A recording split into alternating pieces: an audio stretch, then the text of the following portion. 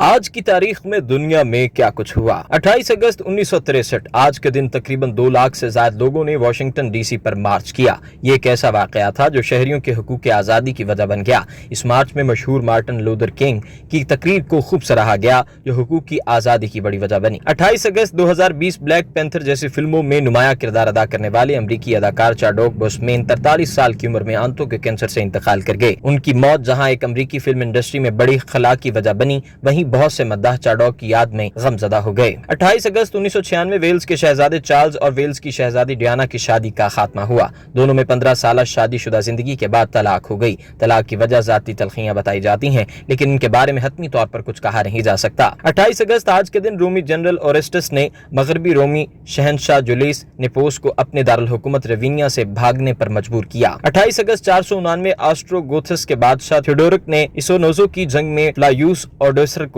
शिकस्त देकर इटली जाने पर मजबूर किया। 28 अगस्त आज के दिन 1542 में तुर्की पुर्तगाली जंग हुई, जिसमें पुर्तगाली बुरी तरह बिखर गए और उनके रहनुमा क्रिस्टोवा वाडेगामा को पकड़ा गया और बाद में फांसी दे दी गई। अगर आपने अभी तक हमारा चैनल सब्सक्राइब नहीं किया तो अभी सब्सक्राइब करें और बेल आइकॉन को क्लिक करके हमारी लेटेस्ट वीडियोस के बारे में अपडेट जानें।